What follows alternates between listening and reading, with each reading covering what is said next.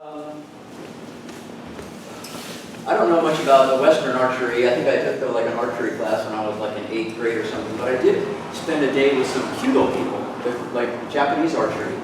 And one of the things I discovered right away is how really difficult that is, because it's quite different. You don't actually pull the string with your fingers. You pull the string with a kind of a knocking point on the edge of your thumb that's part of a glove you wear. It's part of the apparatus. There's like a little spot right here. So you have to basically torque your hand in there and catch the string. Then there's no knocking point on the bow for the arrow, so then you have to kind of contort your hand this way to kind of not only capture the string, but put pressure so that the arrow just holds against the bow. It doesn't rest. You have to hold it there. So that alone is kind of like tapping your head and rubbing your stomach, because you're pulling and torquing, okay? But then when you go to pull the thing, you realize that the pull cannot really happen with your arms. The pull happens with the opening up of your back. It's like you bring it up here, then as you bring it back, your arms start to draw, but at some point you can't pull anymore. You're not strong enough. The only way you can get the thing to come back is the expansion of your body.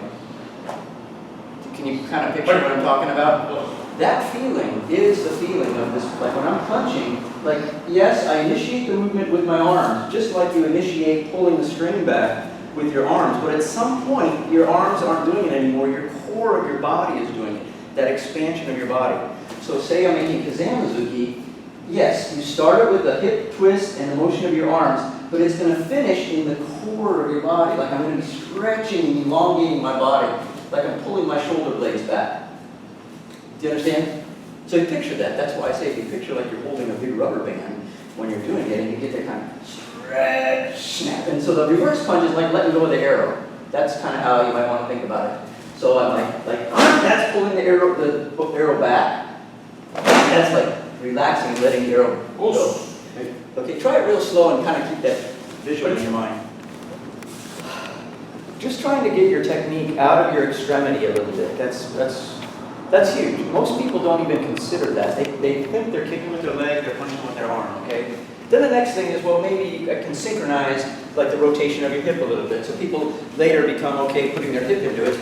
But I would say you need to go even further than that, and kind of how your body almost breathes. So it's like an expanded state and a compressive state, right? Like an expanded, a stretching feeling, like your body's like really stretching, and then if I were just to like relax that, my body kind of goes back that way. You can make use of that.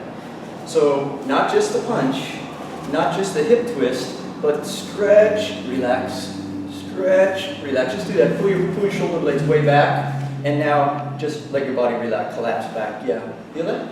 It's like a very exaggerated form of breathing, but being like a form of breathing, it's a natural process of your body to do that. So you want to capitalize that and put that in your technique. So you want to make use a little bit of this sort of super elastic feeling in your body, like you're holding a big rubber band, and I'm stretching like that. That's the kizami stretching, and then snap back. Try it.